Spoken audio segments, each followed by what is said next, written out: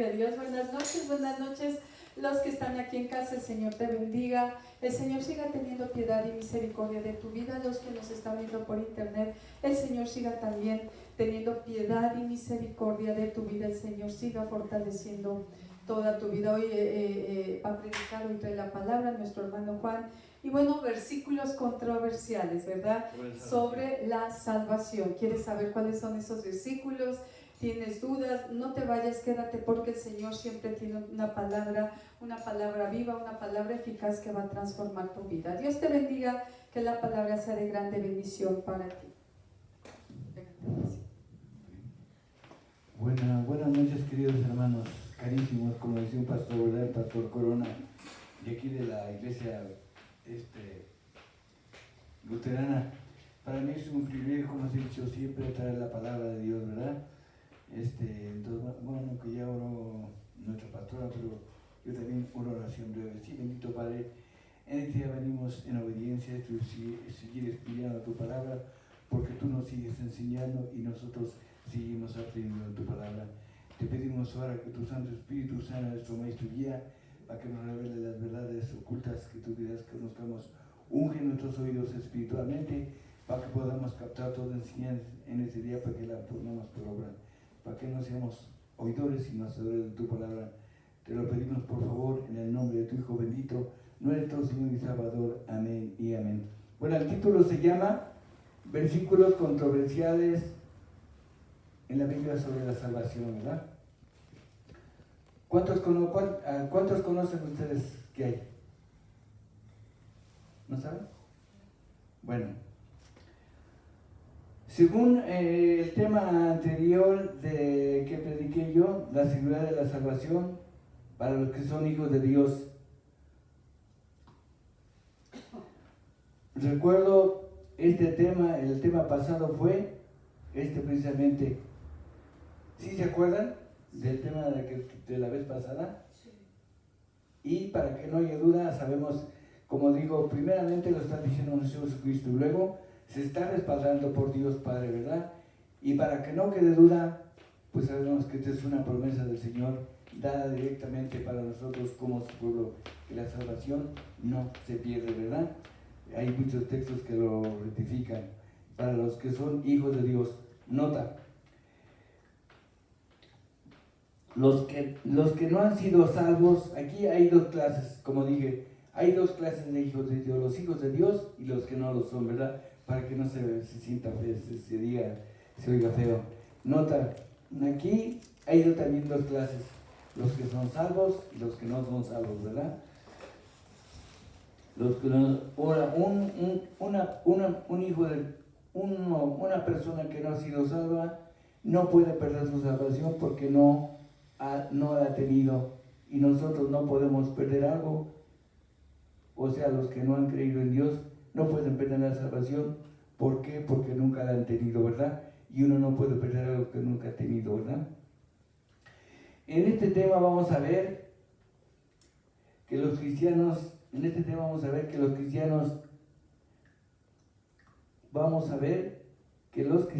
que tienen la gracia y la salvación mal entendida, unos se van a un extremo y se han vuelto a un evangelio de obras y han caído en el legalismo. Esto es un error, ¿verdad? Es decir, otro extremo, la salvación.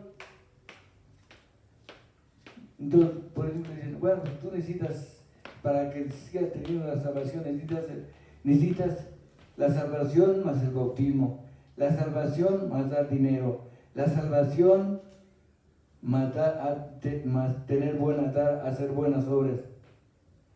Quieren involucrar a todos estos cristianos, los cristianos de comida, quieren introducir obras para obtener la salvación y con esto ganarse el favor de Dios para obtener la salvación, y esto es también un error teológico. Por eso muchos cristianos caen en este error.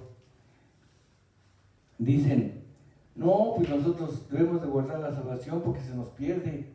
Entonces, algo así, hay que guardarla porque se nos pierde, ¿verdad? Como dice.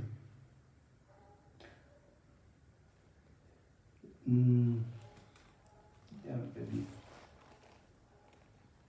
La salvación es un error, ¿verdad? Esto hacer que guarden, como dijo el apóstol Pablo, entonces quieren hacer todas esas cosas para así obtener el favor de Dios y obtener la salvación, ¿verdad? Entonces, ¿alguien me puede prestar una pluma por ahí?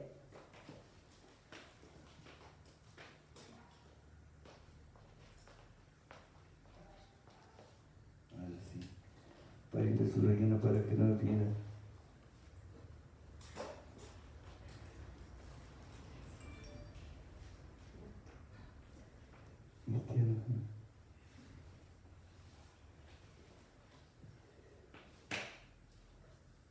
Pues entonces quítate esto, unos dicen hazte esto, ponte esto, más allá, guarda los días, guarda los meses y los años, como dijo el apóstol Pablo, me temo que he trabajado en vano con ustedes, queriendo añadir obras para la salvación.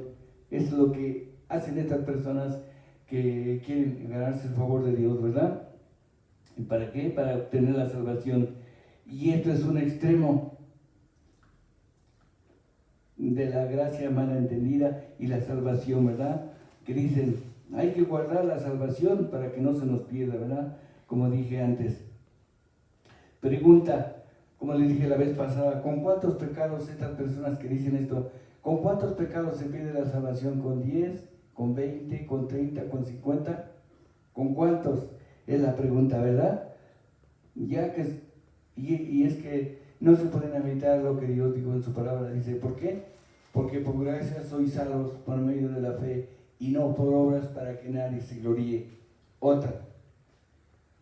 Si somos salvos por gracia, la salvación ha sido dada por nosotros, entonces fue por gracia obtener la salvación.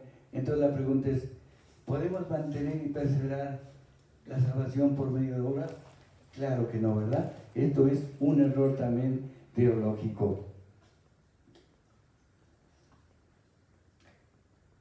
Entonces, como dije, es un regalo de Dios y que la salvación, pues es un regalo de Dios inmerecidamente que Dios nos ha dado a los que somos sus hijos, los que lo seguimos, los que lo obedecemos, no al 100% como nosotros quisiéramos, ¿verdad? Porque no vamos a poder, ¿verdad? Pero sí nos esforzamos y a Dios le agrada esa actitud.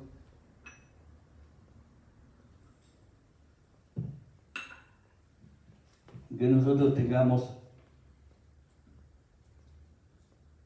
porque la salvación, como dije antes, es un regalo de Dios y como está escrito, ¿verdad? Que por gracia sois salvos por medio de la fe. Otros extremos dicen, no, ni si yo ya soy salvo, no puedo perder mi salvación, porque haga lo que haga, o sea, este es otro extremo. Hay muchas personas que dicen, no, yo ya soy salvo, entonces puedo hacer lo que haga, ¿verdad? Y ya no puedo perder mi salvación. Entonces, este es otro extremo, ¿verdad? Y otro error, porque ya no puedo perder mi salvación. Pregunta, si hemos sido por gracia salvos, podemos mantener, sí, ya se los había dicho, nota,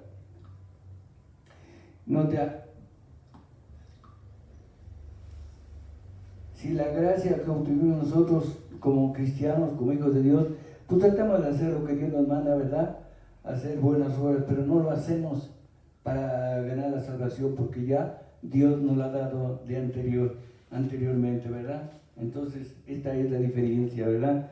Vamos a buscar Hebreos 2:3, por favor. ¿Quién me hace el grandísimo favor de buscarlo y leerlo?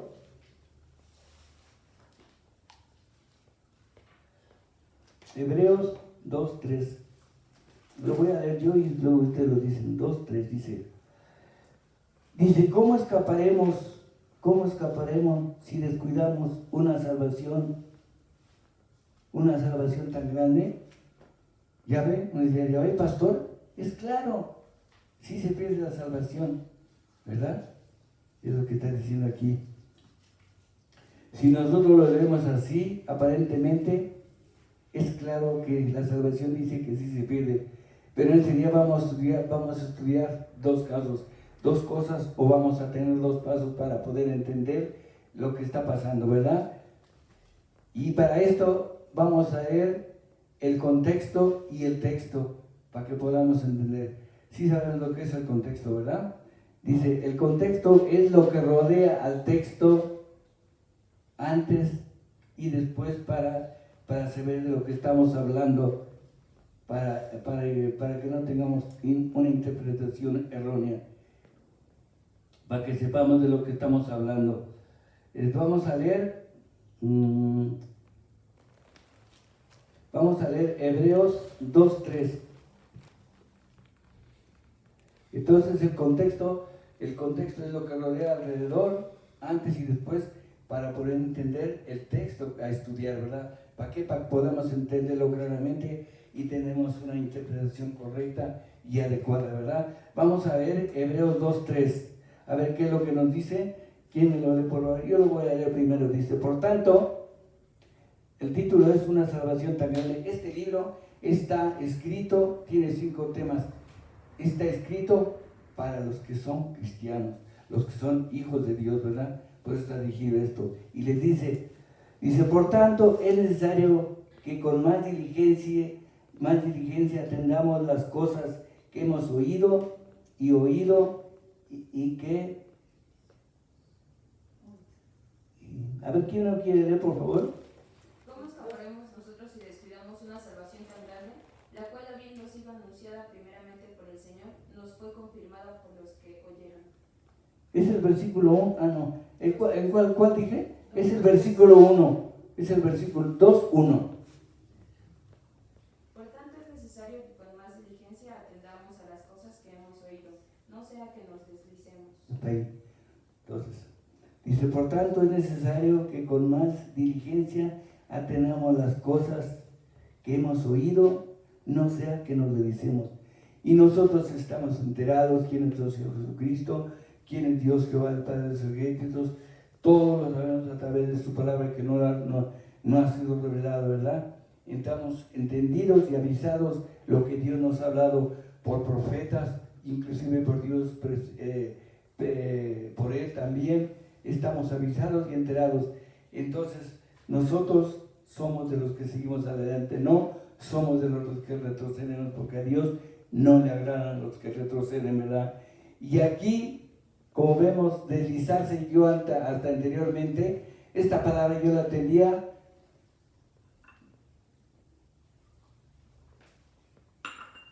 entendía como que la persona se pierde, que pierde la salvación, pero en ningún momento, en el idioma griego, salvación, deslizarse no significa salvación, ¿verdad? Sino que es lo que significa en griego la palabra deslizarse. Pongan atención, significa pasar por alto, no hacer caso, andar a la deriva como un barco, no hacerle caso a Dios. Entonces las personas, como dije antes, no pueden perder su salvación porque nunca la han tenido, porque este mensaje es para los que son hijos de Dios. Entonces, esto es lo que significa. Sí, ya lo sabían varios de ustedes que la palabra significa deslizarse. ¿Ya lo sabían alguien? Bueno, ya de aquí para adelante ya saben qué es lo que significa pasar por alto, no hacer caso o andar a la deriva. Es lo que significa. Porque yo lo tenía mal entendida. Digo, no, pues se están perdidos, pierden la salvación. Pero no es así, ¿verdad? Les voy a poner. Entonces, como dije, por eso es muy importante leer la palabra de Dios, estudiarla, meditarla, razonarla. ¿Para qué? Para que la disfrutemos bien. ¿Han oído de las vacas que tienen 4 estómagos? 4 o 3, 4, ¿verdad?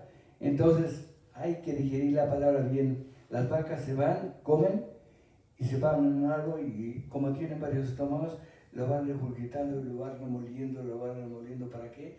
Para aprovechar todas las proteínas, para que aprovechen el alimento que están tomando. Así nosotros debemos de aprovechar la palabra, meditarla, razonarla y ¿qué? Y ponerla por obra, ¿verdad? Porque Dios quiere no quiere hacedores de su palabra y no solamente oidores, ¿verdad? Entonces por eso es muy importante estudiar la palabra, meditar y razonar la verdad. ¿Cómo les dijera yo para que me entendieran el texto y el contexto? Bueno, les voy a poner un ejemplo. Voy a hacer de cuenta que estoy en la playa, que me invitaron a la playa, ¿verdad? Que estamos en la playa. Vamos a hacer de cuenta que estamos en la playa. Aquí el contexto es la playa, las olas, la arena, las sombrillas. Y me dice alguien, vamos a echarnos un chapuzón, me invitan a nadar, ¿no? Y yo les digo, pero es que no sé nadar. Y le digo, no, tráeme la cámara. Y va y me trae la cámara. ¿Pero qué creen? Que me trae la cámara fotográfica. Y no, es la cámara inflable, la cámara de fotografía no. Entonces, aquí el contexto, vemos lo que significa la arena, el mar, la playa, todo eso para poder entender.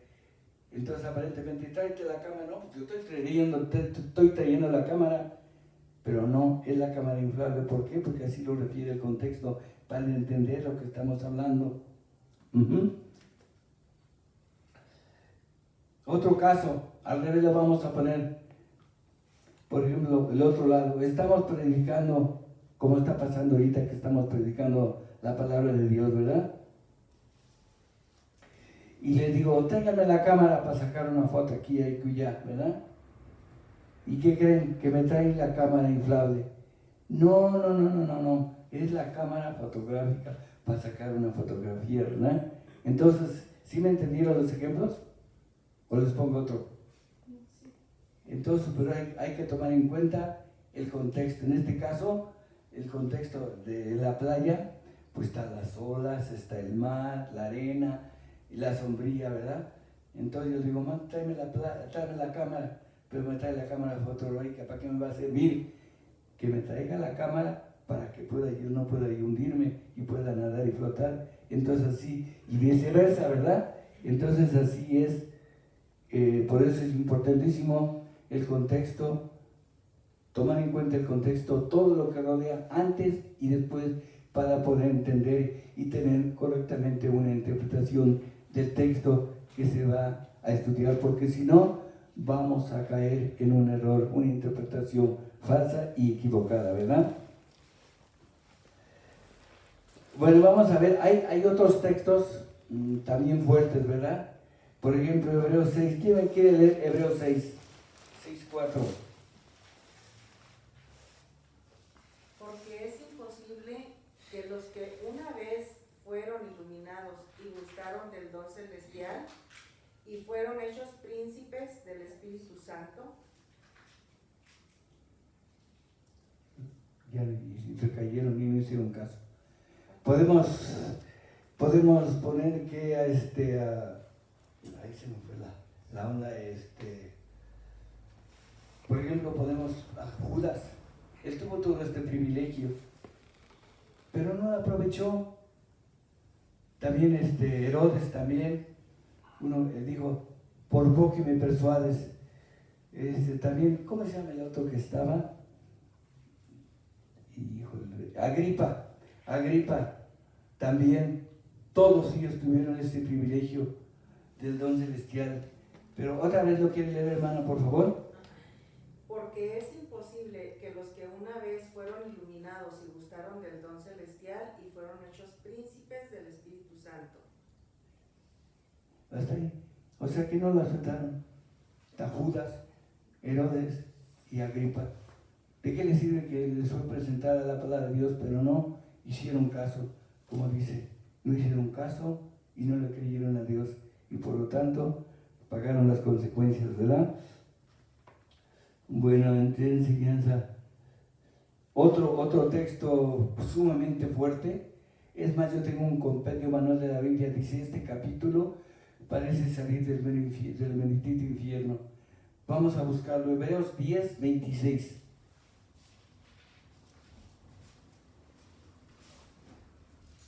A ver qué nos dice.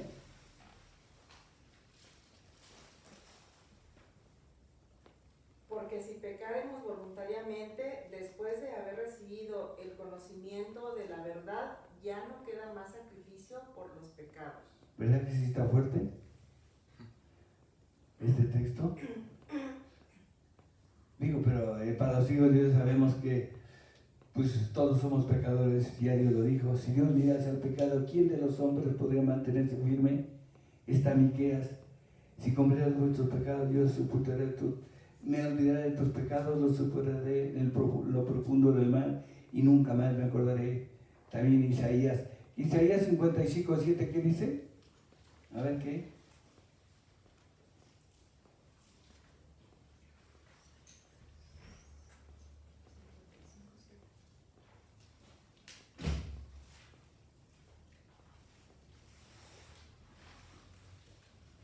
Isaías 55:7, a ver. A ver.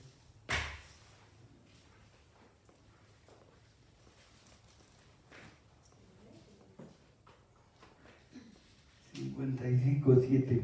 ¿Ya lo tenemos? Y abandona el malvado su camino y el perverso sus pensamientos, que se vuelva al Señor, a nuestro Dios, que es generoso para perdonar, y de él recibirá misericordia. Qué padre tan hermoso tenemos, ¿verdad? Que Él nos conoce. Dice, deje el impío, en mi versión dice, deje el impío y el hombre mío con sus malos pensamientos y vuélvase a Jehová, el cual tendrá de él misericordia. Y sabemos que Dios es rico en misericordia, tiene mucha misericordia para sus hijos, ¿verdad? Si no estaremos acabados, estaríamos en la olla, estaríamos muertos, ¿verdad? Porque no hay ninguna esperanza, lo que dice Hebreos 26. Entonces, el Dios nuestro dice, el cual será que amplio en perdonar, ¿verdad? Qué Dios tan grande tenemos, ¿verdad? Y poderoso, ¿verdad? A Dios le damos gracias por tan grande Dios que tenemos, ¿verdad?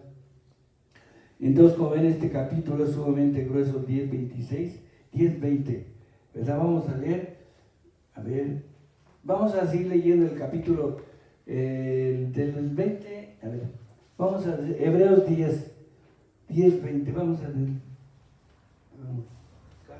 A ver, ¿quién lo quiere leer, por favorcito?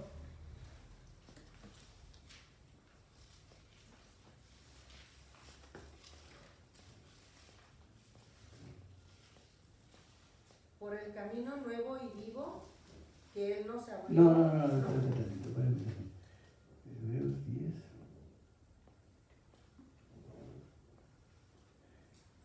Hebreos.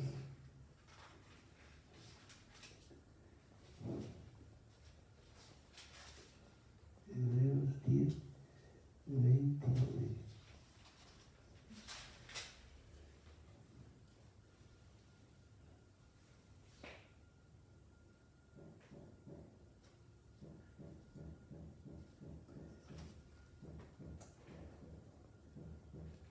A ver, dice así, dice, porque si pecaron voluntariamente después de haber recibido el conocimiento de la verdad, ya no queda más sacrificio, sino un horrendo pecado de ardor de fuego. Aquí se está refiriendo a la apostasía, y sabemos que la apostasía viene de parte del diablo y de parte del hombre que aparta a Dios, o sea que en una palabra se convierte en enemigo de Dios, ¿verdad? Como lo va a decir aquí más adelante, y terribles cosas tener a Dios por enemigo, ¿verdad? Entonces la apostasía es eso, son cosas malas. Esa persona, este capítulo, se convierte en aquellas personas que han rechazado a Dios, le han vuelto a la espalda y no le hacen caso. Entonces esas personas, por eso dice que cualquiera que pecare voluntariamente, ya no queda más juicio, ¿verdad? Y son culpables, y hay aquellos porque terribles cosas caen en las manos del Dios vivo, ¿verdad? Vamos al versículo 27, a ver qué nos dice. Esto se los iba a dar para otra ocasión, pero aprovechando para que de una vez, ya se lo había dado estos versículos. A ver, 27, a ver qué nos dice. Sino una horrenda expectación de juicio y de hervor de fuego que ha de devorar a los adversarios. A ver, ¿qué sigue? El que viola la ley de Moisés por el testimonio de 2 o 3 testigos muera irreversiblemente. Hasta ahí, ya ven que grueso está. Si tan solo en la ley mosaica pasaba a una persona lo que le pasa pues ahora contra Dios, es una cosa terrible, ¿verdad? Por eso dice que todo aquel que pecare voluntariamente. ¿Qué más sigue diciendo? ¿Cuánto mayor castigo pensáis que merecerá el que pisoteare al Hijo de Dios y tuviere por inmunda la sangre del pacto en la cual fue santificado e hiciere afrenta al Espíritu de gracia? Sí, como dije, todas las personas que cometen este pecado que no les hacen caso a Dios, pues automáticamente se convierten en enemigos de Dios, ¿verdad? Por eso está, este capítulo está pero sumamente grueso, ¿verdad? Pero damos gracias a Dios que tenemos un Dios poderoso y que somos del pueblo de Dios. Entonces ratificamos que la salvación de un Hijo de Dios no se pierde, ¿verdad? Porque es una promesa que Dios nos ha dado, ¿verdad? Pues ese es el tema que yo les traje en esta reunión. El tema es tomar en cuenta el contexto para saber de lo que estamos hablando, para no malinterpretar el texto a estudiar.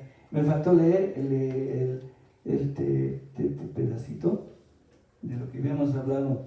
El versículo Hebreos 2, 3, vamos a leerlo, ¿no? Del 2 al 4. Bueno, yo lo voy a leer. Yo lo voy a leer, que dice así, dice. Porque la palabra dicha por medio de los ángeles fue firme, y toda transgresión, desobediencia recibió justa retribución o castigo, ¿verdad? Y dice, ¿cómo escaparemos nosotros si descuidamos una salvación tan grande, la cual, habiendo sido anunciada primeramente por el Señor, nos fue confirmada por los que oyeron y testificaron que Dios, juntamente con ellos, las señales y prodigios de diversos milagros, rectificando por el Espíritu Santo según su voluntad? ¿Quién le quiere leer desde el 3? Del 3 al 4 nada más. ¿Cómo escaparemos nosotros si descuidamos una salvación tan grande, la cual, habiendo sido anunciada primeramente por el Señor, nos fue confirmada por los que oyeron, testificando Dios juntamente con ellos, con señales y prodigios y diversos milagros y repartimientos del Espíritu Santo según su voluntad? Hasta ahí nada más. Entonces, ¿cómo vamos a tomar un poco de cosas tan hermosas si es nuestro Padre Celestial, verdad? Pero muchas personas entonces, como dije, se deslizan, no le hacen caso a Dios, y es cuando se deslizan y ya estas personas desde luego que no han sido salvos porque nunca tuvieron la salvación, ¿verdad? Como dije anteriormente. Pues ese es el mensaje. Sí quedó claro, no tiene ninguna duda que para estudiar la palabra de Dios hay que tomar en cuenta, para una interpretación primera del versículo, estudiar el contexto, que es lo que rodea antes y después, para tener un concepto firme y no equivocado, ¿verdad? Pues ese es el mensaje que yo les traje. Espero que haya sido de bendición y que sea bendición para nosotros, ¿verdad? Gloria a Dios, hermanos, gloria a Dios. Había este pastor de la luterana, Moisés Pérez, y bueno, me acuerdo que nos hacía repetir, decía, un texto fuera de contexto sirve para un pretexto, ¿no? Y entonces daba estas mismas bases, y es muy curioso porque, bueno, hay que entender también de qué se trata. Déjenme pongo estos, ahora sí los veo de lejos y ya tengo vista de cerca, son bifocales. Gloria a Dios. Hay un problema también en la afirmación. Hay que tomarla también, yo estoy de acuerdo con el contexto, por eso estudio Talmud, ¿no? Para poder entender las posturas de Cristo dentro de su contexto histórico y con la gente que lo rodeaba, con los rabinos que discutían con él, porque el Nuevo Testamento no menciona nada acerca de esas discusiones. Dice nada más que se acercaban, los rabinos y discutían con él, los fariseos, los saduceos, y nos quedamos como con esta imagen de un judaísmo en contra de Cristo, ¿no? Cuando yo leí el Nuevo Testamento decía todos los judíos de aquel entonces estaban en contra del maestro, ¿no? Los grandes exégetas, los doctores de la ley. Y cuando le empecé a leer el Talmud me di cuenta de que no, de que había diferentes escuelas, unas estaban a favor de Cristo, otras no, todo estaba allí en el Nuevo Testamento, pero había que hurgarle más, había que descifrar esas cosas, y está como presente. Decía, por ejemplo, Nicodemo, que era uno de los principales sacerdotes, sí había creído al mensaje de Cristo. Entonces, bueno, no eran todos los sumos sacerdotes los que estaban en contra del mensaje, sino que había también seguidores dentro de la élite, había sacerdotes, había escribas, doctores de la ley, etc. Y finalmente, bueno, había todo un contexto rodeando al maestro.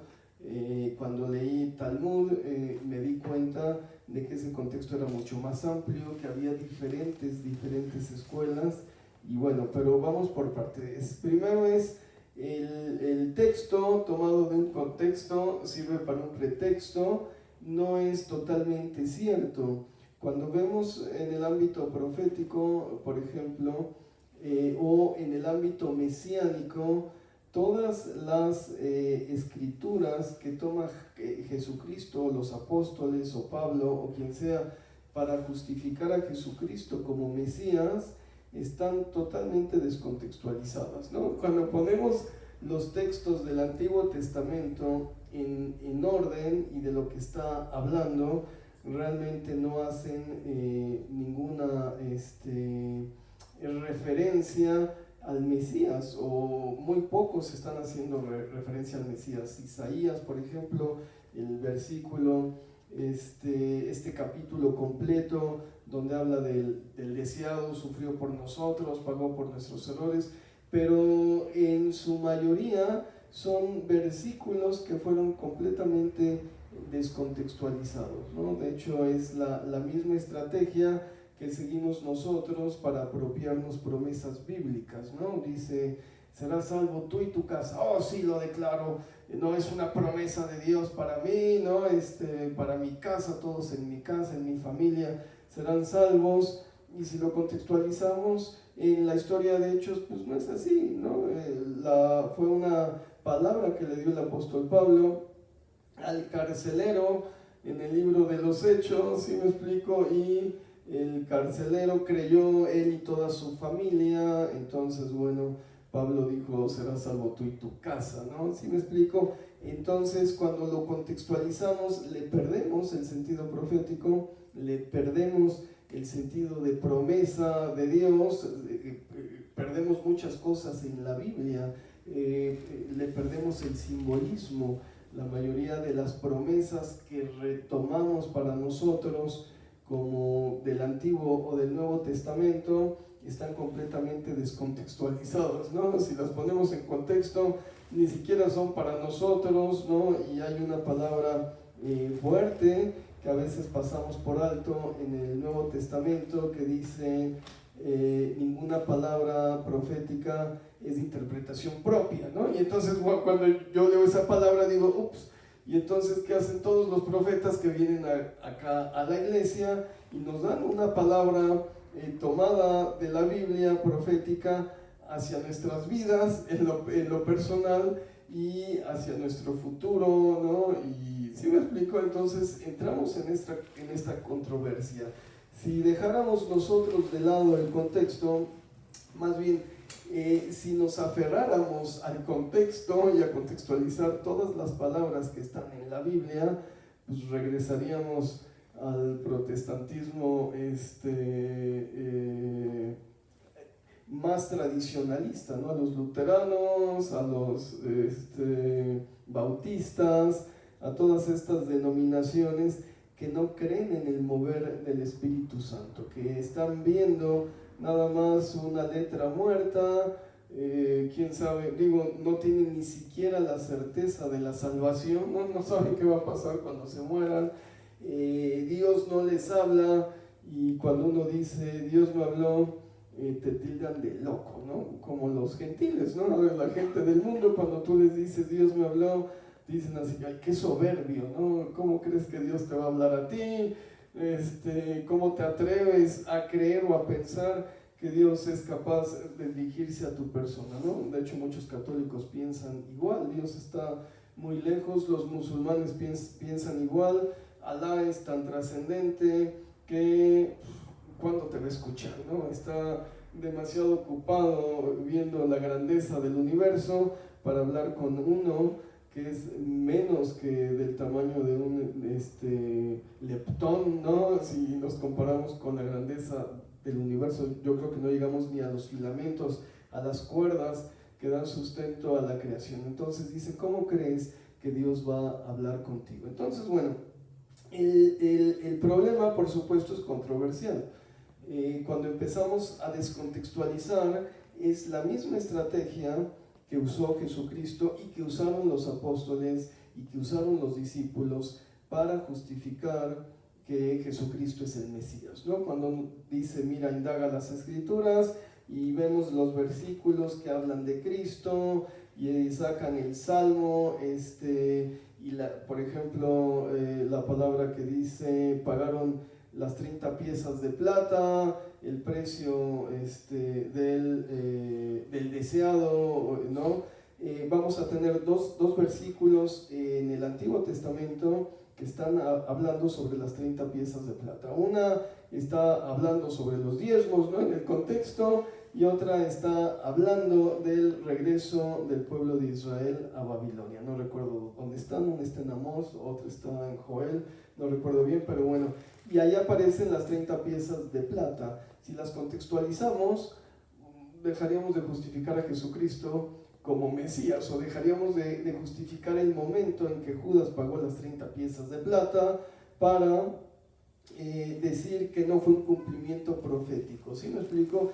Esto es lo que hace el judaísmo. Cuando tú evangelizas a un judío, a un rabino, bueno, alguien que tenga conocimiento de las Escrituras, lo que va a hacer es contextualizar el momento en el que Cristo cumple una profecía, lo va a contextualizar con el Antiguo Testamento y te va a mostrar el texto en su contexto, ¿no? En su momento histórico, y es una forma bastante útil para convertirte al judaísmo, ¿no? Primero le quitan la divinidad a Cristo, o le quitan su mesianismo a Jesucristo como Mesías, mostrándote que los versículos que lo justifican como Mesías realmente están descontextualizados, ¿no? Y que viéndolos en su contexto histórico no están hablando de Jesucristo. Ve aquí que la Virgen concebirá, dice, no, pues no estaba hablando de María, en realidad estaba hablando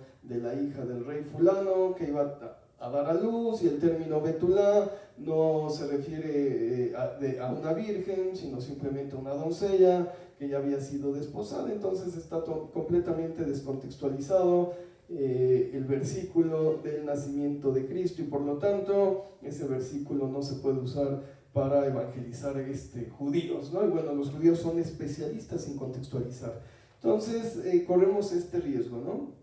Cuando hablamos de la fe, debemos descontextualizar los versículos. Cuando hablamos de Jesucristo como Mesías, debemos descontextualizar esos versículos, y vamos a encontrar más de 8,000 citas bíblicas en el Antiguo Testamento que están hablando de Jesucristo como Mesías, pero totalmente descontextualizadas. ¿Sí me explico?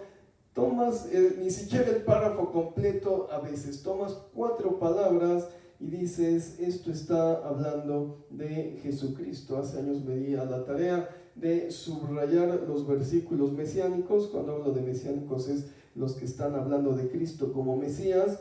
Y bueno, encontré bastantes. Un día me voy a dar a la tarea de escribirlos todos y hacer un libro, ¿no? Más de 8,000 versículos descontextualizados que hablan sobre Jesucristo y que están planteando la la divinidad de Jesucristo como Mesías. Esto viene no por el contexto, la letra mata, ¿no? El libro es histórico y si quieres perder tu fe, contextualiza los versículos. Esto yo lo recibí desde que era muy joven, antes de ser cristiano, que empezaba a leer la Biblia, y te estoy hablando, no sé, de los 12 o los 13 años, cuando leí un versículo y decía, ¡ay, qué raro! Me parece que esto está hablando de Cristo. Pero bueno, en aquel entonces era católico y decía yo, pues, ¿quién soy yo para interpretar las escrituras, ¿no? Apenas el sacerdote, y pues los sacerdotes tampoco sabían interpretar las escrituras, ¿no? Fue algo muy curioso cuando me bauticé, algo pasó en mí y tuve esa autoridad. Lo que yo recibí con el bautizo fue autoridad para hablar las escrituras, como dice Cristo, hablaba con autoridad. Y eso empecé a hacer, empecé a hablar con autoridad, conocía 5 versículos bíblicos de memoria, con esos hablaba con autoridad y evangelizaba a las personas, me los agarraba a bibliazos. Entonces, realmente el entender a Jesucristo como Mesías o el entenderlo como Salvador es algo que entra primero por el corazón, entra primero por la fe y después entra a la cabeza. ¿Sí me explico? No puede entrar al revés. Cuando intentas evangelizar a una persona, a un judío o a una persona que no es creyente, o a una persona que tiene bases científicas, lo peor que puedes hacer es intentar hablarle en términos científicos porque te va a dar la vuelta, o en términos lógicos. Esto le pasó al apóstol Pablo en Atenas, ¿no? Se creyó muy picudo, dijo, tengo bases griegas, ¿no? Soy un gran romano, tengo ciudadanía romana, ¿no? Conozco la filosofía, los epicúreos, miren al Dios no conocido, ese es el que les vengo predicando, y fue un fiasco, ¿no? Pablo salió bastante herido de Atenas porque no consiguió prosélitos, porque les quiso hablar primero con la cabeza en vez del corazón. Lo más importante en la fe es aprenderla primero con el corazón, ¿no? Creo en Cristo y no me importa, ¿no? Yo siempre les digo, no me interesa si hay reencarnaciones, no me interesa si la vida se acaba con la muerte. Yo quiero creer que hay resurrección de los muertos y a eso me aferro. ¿Sí me explico? Y me puedes presentar las pruebas científicas, sociales o lo que quieras, simplemente yo me tengo que aferrar a mi fe. Los primeros seminarios que hacíamos en vivo, antes de subirlos a la red, precisamente te justificaba, o más bien estoy buscando otra palabra, te demostraba bajo diferentes teorías que Dios no existía, ¿no? Te decía por medio del funcionalismo de Durkheim, mira, Dios no existe. Freud también te demuestra que Dios no existe, y varios teóricos más que tenían bases bastante fuertes que te demostraban con bases sociológicas que Dios no existía. Hasta matemáticamente les comprobaba que Dios no existía, ¿no? Entonces la gente salía así, ¿dónde estoy? ¿No? ¿Quién es este loco? ¿De qué se trata? ¿Me quiere atraer a la fe o me quiere apartar de ella? No, se trata de que la fe la aprehendas, aprehender con H, con el corazón primero y después con la cabeza. Así si llega cualquier hijo de vecino, cualquier testigo de Jehová o cualquier persona y te comprueba que Dios no existe, vas a decir, ¿a mí qué? Yo quiero creer primero con el corazón que sí existe, y eso es a lo que me aferro. Esa es la verdad que tengo, aunque venga Hawkins, aunque venga Einstein, aunque venga quien venga y me demuestre lo contrario. ¿Sí me explico? Entonces nadie te va a mover. Bueno, empezamos con esta idea. Una vez que entendemos y que hemos aprendido nuestra salvación, que es lo más importante, los versículos que debatía el hermano Juan, no deben movernos. La persona, si pierde o no pierde la salvación, es porque no la tiene en el corazón, es porque la tiene todavía en la cabeza, la tiene como una teoría. ¿Sí me explico? En vez de tenerlo algo completamente afianzado. De eso se trataba el seminario, de que primero afianzaran la fe por la fe, que es algo que no se puede comprobar, ¿no? Cuando la gente me dice, es que compruébame que Dios existe, pues empezamos mal, ¿no? Le voy a decir, ¿cómo te voy a comprobar que Dios existe si la ciencia ni siquiera puede comprobar que tú mismo existes? Si la ciencia social ni siquiera puede comprobar que eres consciente de ti mismo, ¿no? La conciencia en el siglo XXI ha pasado todavía a ser algo que no se puede comprobar, y los psicólogos se dan vuelta y los filósofos y se golpean contra la pared diciendo existo o no existo, ¿no? Como decía este hombre, pienso, luego existo. Ahora dicen pues ni siquiera, porque el pensamiento está determinado por nuestra biología, y bueno, se hacen unas bolas ahí. Entonces, ¿cómo te voy a comprobar algo que científicamente es incomprobable, que ni tú mismo como persona puede ser comprobado? ¿Sí me explico? Entonces hay que aprenderlo por la fe, y el testimonio es y yo siempre se los digo, bueno, haz la prueba, ¿no? Haz la prueba, dile a Dios, ¿estás ahí o no estás ahí? Con tus propias palabras, grítale, como hables, no tienes que hacer una oración, oh sí, Señor, yo recibo a Cristo en mi corazón, como quiera, y dile, Señor, ¿estás ahí? Y Él es el que te va a dar la prueba de su existencia en tu ser.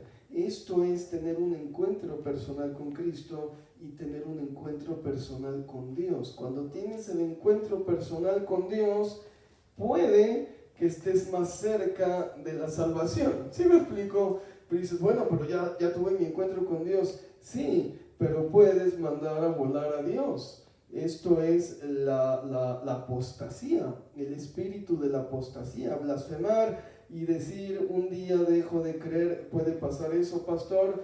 Por mi experiencia tuve 4 encuentros con Dios, y en el cuarto fue en el que Dios me advirtió, es la última vez que me haces esto, porque si no vas a ver cómo te va. ¿Sí me explico? Bueno, el primer encuentro lo tuve, y a los 6 meses le dije a Dios, Señor, muchas gracias, ya puedo solo, no te necesito, ahí te ves, vete a seguir haciendo tus cosas en el cielo, y pues ya, yo acá y tú allá, y cada quien por su rumbo, y te meto el cortón.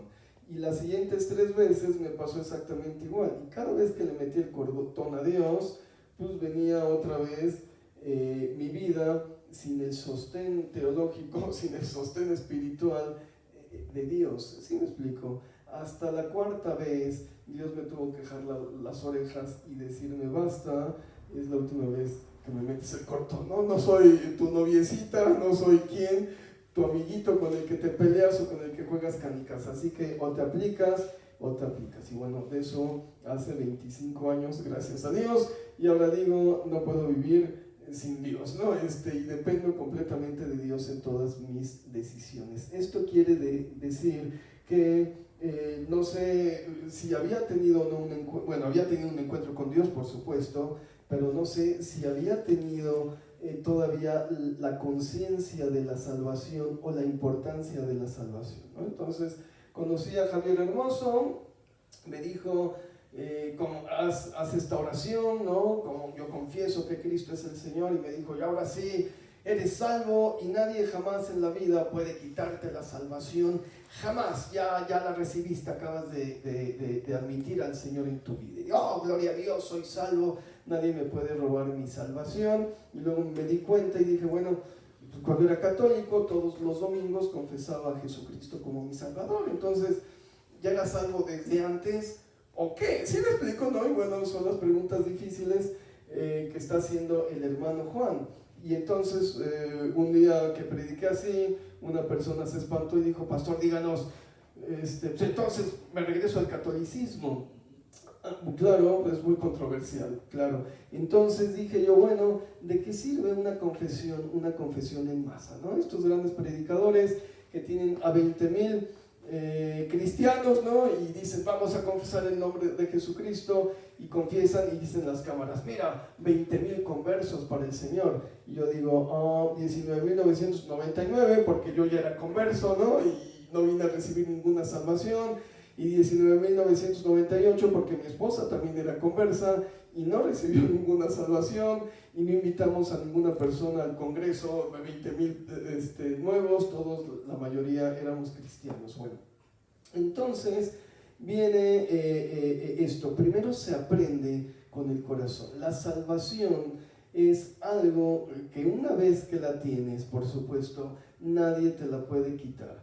Para tener la salvación necesitaste primero un encuentro con Dios y permanecer con ese encuentro con Dios. Después del encuentro con Dios viene el encuentro personal con Cristo, que a mí me sucedió cuando me bauticé, ¿no? En el momento del bautizo salí y tuve autoridad para hablar la palabra. Por eso siempre les digo a ustedes, yo no sé cuántos de ustedes realmente han tenido un encuentro personal con Cristo, solamente tú lo sabes. Hay algunas manifestaciones, las lenguas, pero la mayoría de las lenguas son por fe. Yo he visto la mayor manifestación de que Cristo ha nacido en ti, un anhelo por leer la Escritura, por estar en las cosas de Dios, por venir a la iglesia, por saber más del Señor. Pero aún eso, con una mala guía, se puede perder. Te puedes resbalar y dejar ese amor primero. Es lo que le reclama Apocalipsis, Jesucristo a una de las iglesias de Apocalipsis. Dice, perdiste tu primer amor, es decir, te deslizaste de la fe, dejaste de sentir ese ansia por leer las Escrituras, no, ese enamoramiento por Cristo, por saber más del Señor, y simplemente dejaste de creer. Y dice, cuidado porque te pueden quitar tu corona, o no sé qué es lo que pierde la iglesia. Entonces, bueno, el tema es muy delicado, es muy controversial. Yo en lo personal creo que una vez que tienes la salvación realmente en tu corazón, por más que te ataquen en la cabeza, no la vas a perder. La situación o la cuestión es cómo la traigo a mi corazón. O la pregunta es, ¿tengo la salvación en mi cabeza, de labios para afuera, como la tienen no sé cuántos millones de católicos? ¿Sí me explico? ¿O la tienes realmente dentro de tu corazón, aprendida en lo más hondo de tu corazón? Ahora, cuando la tienes aprendida, entonces puedes comenzar a contextualizar, ¿no? Contextualizas el versículo y te das cuenta y dices, qué interesante que el versículo contextualizado está descontextualizado para justificar al Mesías, y empieza el proceso de la fe. Dices, bueno, entonces voy a descontextualizar un versículo y lo voy a tomar como una promesa para mi Biblia, y se va a llamar palabra rema, y no me importa si la palabra se la dio Pablo al carcelero, yo la tomo para mi vida y declaro que seré salvo yo y toda mi casa en el nombre de Jesucristo. Amén. Y declaro esa palabra con poder, con el poder del Espíritu Santo, para hacer la verdad en toda mi familia. ¿Sí me explico? Entonces, bueno, la fe o la salvación debe venir primero en el corazón. Esto es el descontextualizar, ¿no?, el versículo, y después aprenderla en nuestra mente, que es contextualizar el versículo. Entonces, bueno, muy interesante, gloria a Dios por el tema. Y los versículos controversiales, ¿no? Unos dicen si se pierde, no se pierde, cuidado, no la vayas a perder. Otros dicen ya la aprendiste, jamás la vas a perder. Lo único que tenemos, hermanos, es nuestra experiencia personal y lo que hemos visto en este andar cristiano, y cómo hombres de fe han caído por pecado, cómo hombres de fe se han apartado por pecado, y cómo Dios me tuvo que jalar las orejas 4 veces cuando le di las gracias, es decir, cuando apostaté, cuando dije, Señor, no te necesito en mi vida. Hoy cada mañana le digo, por favor, aunque sea del dedo chiquito, agárrame y no me sueltes, porque soy, como dice la Biblia, soy como un animal, como un burro, como una bestia irracional. No podría estar lejos de ti un momento, y mi vida sería un desastre completo si no estuvieras tú en mi vida. Entonces, sigue siendo un tema controversial. Conste que el hermano Juan empezó, entonces les doy mi experiencia personal y realmente, bueno, yo en lo personal me aplico al versículo de Hebreos donde dice, no nos hemos acercado al monte de Sión, nos hemos acercado a una gloria mucho mayor y más sublime, y por lo tanto debemos entrar así como con la cabeza agacha y decirle, Señor, ahí voy, ten piedad de mí, y aferrarnos al misterio de la piedad, que es básicamente lo que Pablo intenta dilucidar en el libro de los Romanos, sin tener algo firme o sin llegar a una conclusión certera. Al final dice, ¿tú quién eres para contender con Dios? O sea, no tengo la respuesta, simplemente no estés haciéndola de jamón tostado con el Señor. Tú aplícate en lo que debe ser y enfócate en las cosas del Señor. Gloria a Dios, hermanos, gloria a Dios. Para todos los que nos ven en casa, el Señor les bendiga, el Señor les prospere. A todos los que tienen la seguridad y la certeza de la salvación, guárdenla en su corazón como la cosa más preciada en la vida. A los que la tienen en la cabeza, bájenla a su corazón para que estén morando allí, y cuando venga el día estemos listos y digamos, no solamente he creído aquí, lo tengo bien afianzado en mi corazón, y definitivamente yo creo que el Señor me tiene en su mano y nada ni nadie me va a quitar de esa mano poderosa. El Señor les bendiga en el nombre de Cristo Jesús. Amén, amén.